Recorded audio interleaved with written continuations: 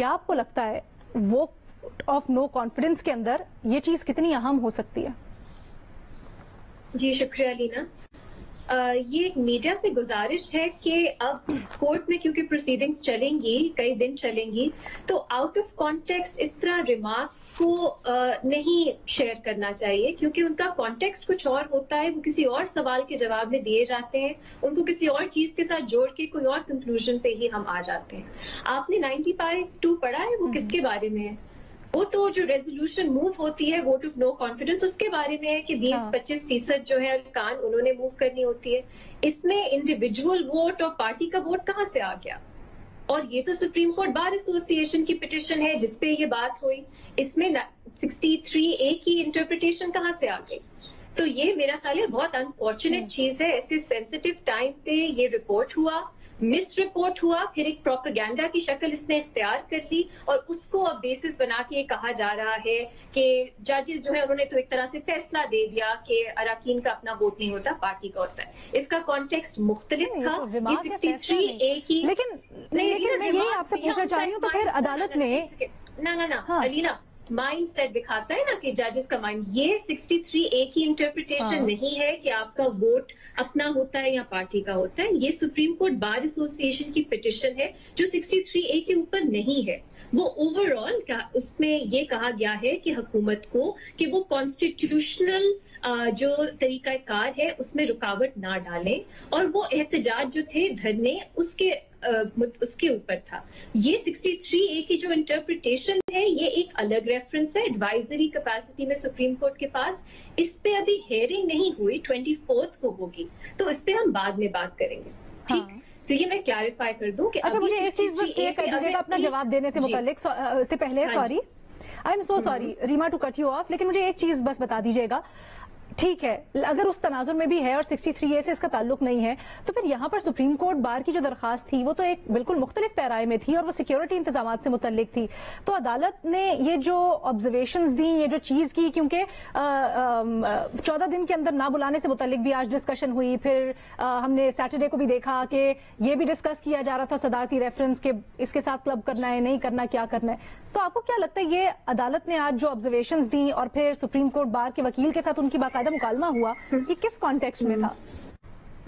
علینا، اگر ایک اہم چیز آج نکلتی ہے وہ اٹارنی جنرل صاحب کا موقف ہے جو ایز اے لائر انہوں نے دیا کہ اسپیکر کسی کو بھی پارٹی لائن کے خلاف ووٹ کرنے سے نہیں روک سکتا، اور آپ جو MLAs ہیں ان کا یہ رائٹ ہے کہ ووٹ کاسٹ کریں، چاہے وہ پارٹی لائن کے خلاف ہو یا پارٹی لائن کے اکارڈنگ ہو.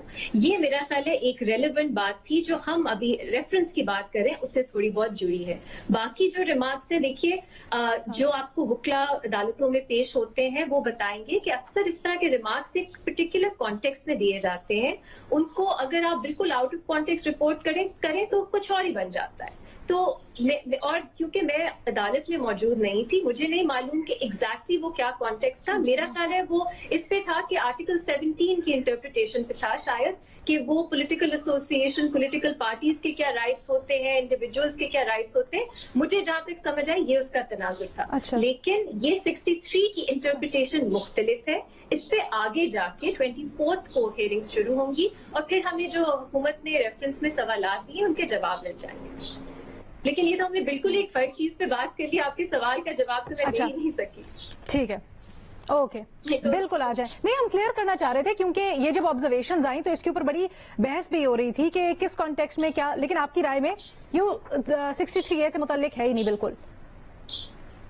جی علینا، یہ 63 کے اوپر ہے ہی نہیں. کلیئر کر دیا نا ہم نے، تو آ جائیں اب اس کے اوپر آ جاتے ہیں. جی، کیونکہ سوال دیکھیے کیا ہے، یہ تو آرگیومنٹ ہے ہی نہیں کہ MNAs جو ہیں ان کا رائٹ ہے کہ وہ پارٹی لائن کے خلاف ووٹ کریں، کیونکہ آئین میں تو کلیئرلی لکھا ہے کہ 63A میں کہ اگر آپ ووٹ آف نو کانفیڈنس میں پارٹی لائن کے خلاف ووٹ کرتے ہیں تو اس کی سزا ہے.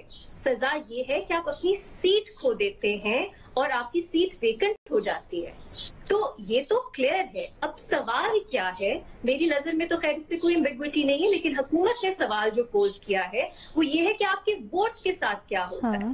کیا اس کی کوئی لیگل حیثیت رہتی ہے بعد میں جب پوری پروسیڈنگز ہو جاتی ہیں ڈیفیکشن کی، آپ ڈی سیٹ ہو جاتے ہیں تو آپ کے ووٹ کے ساتھ کیا ہوتا ہے؟ یہ سوال ہے.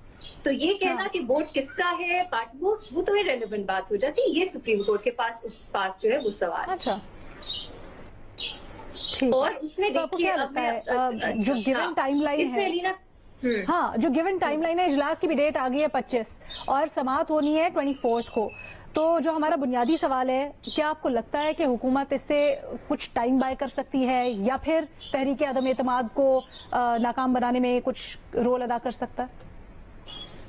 نہیں لینا، مجھے نہیں لگتا. اگر آپ قانون کی، آئین کی کا ٹیکسٹ دیکھیں، اس کی روح دیکھیں، تو حکومت کے سوال فرینکلی مجھے تو لگتا ہے ایک بہت ڈیسپریٹ موو ہے.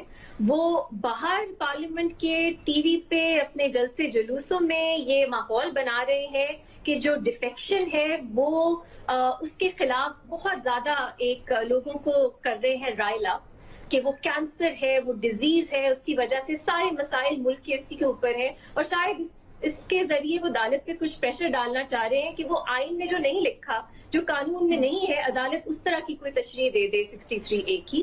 مجھے نہیں لگتا. مجھے ہماری عدالتوں پہ ٹرسٹ ہے. مجھے سمجھ آتی ہے کچھ لوگ جو ہیں وہ تھوڑے سے اسکیپٹیکل ہیں کیونکہ کچھ ایسی ججمنٹس آئی ہیں پچھلے سالوں میں. ہماری تاریخ اس کی وٹنس ہے کہ کچھ بہت پرابلمٹک ججمنٹس بھی سپریم کورٹ سے آئی ہیں. لیکن اس کیس میں واضح ہے علینا، ڈیفیکشن جو ہے وہ کوئی اچھی چیز نہیں سمجھی جاتی. ڈیفیکشن بری چیز ہے. ووٹ آف نو کانفیڈنس میں آپ کو پارٹی لائن کے حساب سے ووٹ دینا چاہیے. اگر آپ نہیں دیتے، ایک MNA کے لیے اپنی سیٹ کھو دینا بہت بڑی سزا ہے اور وہی آئین نے واضح طور پہ لکھا ہے. اب اگر آپ اس کی سزا بڑھانا چاہتے ہیں، اس کا ایک ہی حل ہے، وہ ہے آئینی ترمیم. تو وہ میرا خیال ہے آپ قدم بڑھائیں. لیکن فی الحال آپ کو نہیں لگتا کہ تحریک عدم اعتماد کے اوپر یہ کچھ امپیکٹ کرے گا؟